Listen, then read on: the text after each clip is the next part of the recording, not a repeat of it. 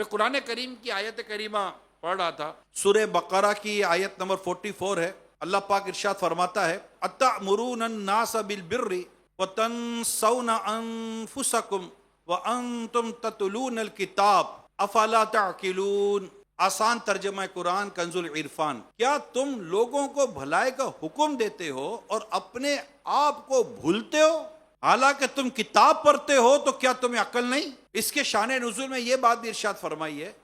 کہ یاد رہے کہ اس آیت کا شان نزول خاص ہونے کے باوجود حکم عام ہے، اور ہر نیکی کا حکم دینے والے کے لیے اس میں تعزیانہ عبرت ہے، اس میں سمجھنے کا اس میں عبرت ہے کہ وہ غور کرے کہ اس میں میرے لیے کیا ہے۔ یہاں پر تفسیر صلاۃ الجنان میں لکھا ہے، یہاں ایک بات ذہن نشین رکھیں کہ معمولی فساد اس وقت بہت بڑے فتنے اور تباہی کی شکل اختیار کر لیتا ہے جب اس کا ارتکاب کرنے والے، یعنی اس پر عمل کرنے والے خود وہ لوگ ہوں جو دوسروں کو تو بھلائی کا حکم دیتے ہوں، لیکن جب ان کے عمل سے پردہ اٹھے تو معلوم ہو کہ گناہوں کے سب سے بڑے مریض تو یہی ہیں۔ اللہ کی پناہ، یعنی یہ بات بہت سمجھنے اور سیکھنے کی جو میں اس وقت بیان کر رہا ہوں۔ حیا پر بیان کرے اور پتہ چلے کہ اس سے بڑا تو بے حیا کوئی نہیں، بے عملی پر بیان کرے اور پتہ چلے اس سے بڑا تو بے عمل کوئی نہیں، فلمیں ڈرامے گانے باجے کی نحوست اور بیان کرے اور پتہ چلے کہ اس سے بڑا تو اس کو دیکھنے والا یہ، جن جن کاموں سے منع کرتا ہے فائل کھولو تو سارے کام تو یہ خود کر رہا ہے، دل آزاری سے یہ منع کرتا ہے، دل دکھانے میں نمبر 1 ہے، بے مثال با کمال، دل آزاری میں اس کا تو کوئی ثانی نہیں ہے۔ نرمی کے بیان حفظ ہو گئے، وہ خود بیچارہ نرمی سے دور۔ اچھا بعض باتیں تو ایسی ہیں جو نظر آ جاتی ہیں،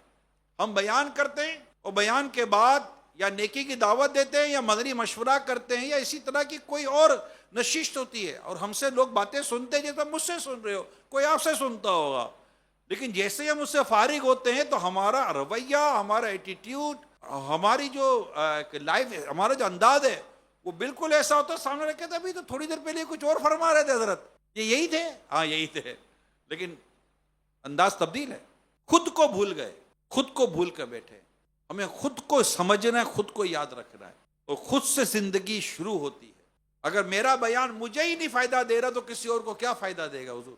اس لیے ہر مبلغ کے لیے لازم ہے، اور میں دوبارہ کیٹیگرائز کر رہا ہوں، اس کو یاد رکھیے گا۔ نمبر 1، آپ ایک اسلامی بھائی اور ایک مبلغ نظر آ رہے ہیں۔ نمبر 2، آپ باقاعدہ بیان کر رہے ہیں۔ نمبر 3، پھر آپ کے ساتھ ایک نگران ہونا۔ پھر نمبر 4، نگران کے ساتھ، اب نگران کی بھی کیٹیگریز ہیں، بڑے سے بڑا، بڑے سے بڑا، بڑے سے بڑا، یہ سب دیکھتا رہے تو جو جتنا اوپر یا جتنا اہم ترین پوسٹ پر جائے گا اس کی رسپانسبلٹی اتنی بڑھتی چلی جائے گی، اس کی ذمہ داری اتنی بڑھتی چلی جائے گی، وہ اسی قدر خود کو باعمل بنائے گا، وہ اسی قدر اپنی زندگی میں تبدیلی پیدا کرے گا۔ تو مفتی صاحب لکھتے ہیں کہ معلوم ہو کہ گناہوں کے سب سے بڑے مریض تو یہی ہیں۔ انہیں یاد رکھنا چاہیے کہ قول و فعل کا تضاد اور خلوت و جلوت کا فرق، یعنی تنہائی میں کچھ اور ہیں، لوگوں میں کچھ اور ہیں، کہتے کچھ اور ہیں، کرتے کچھ اور ہیں۔ لما تقولون ما لا تفعلون، وہ بات کیوں کہتے ہیں جو کرتے نہیں؟ تو قول و فعل کا تضاد اور خلوت و جلوت کا فرق دنیا اور آخرت دونوں کے لیے بہت نقصان دہ ہے۔ دنیا میں تو یہ اس قدر نقصان دہ ہوتا ہے کہ ایک مرتبہ کسی کے متعلق، یہ غور سے سنیے گا، بڑی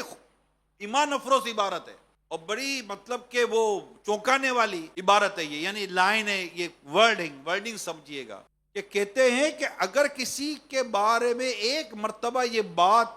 سامنے آ جائے، پروف ہو جائے، ڈکلیئر ہو جائے کہ اس کے قول و فعل میں تضاد ہے، یہ بولتا کچھ اور ہے، کرتا کچھ اور ہے، تو لوگ زندگی بھر اس سے اس کو منہ لگانا پسند نہیں کرتے۔ اب اس کی بات سے اعتبار ختم ہو جاتا۔ جیسے میں آپ کو اگزامپل دوں، خدا نہ خواستہ، اللہ نہ کرے کسی کے بارے میں یہ مشہور ہو جائے کہ یہ جھوٹا ہے، پتہ چل جائے، مشہور کیا ہو جائے،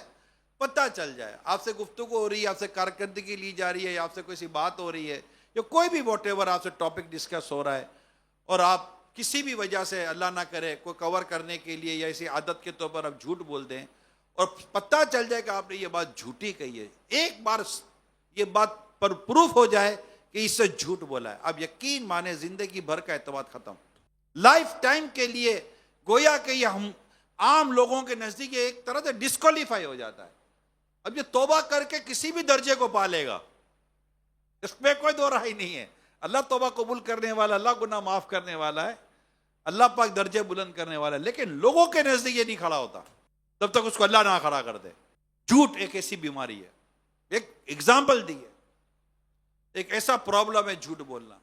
ایک بار ڈکلیئر ہو جائے، اس لیے کبھی بھی جھوٹ نہیں بولنا چاہیے، ہمیشہ سچ بولنا چاہیے. اللہ تعالیٰ بچانے والا ہے.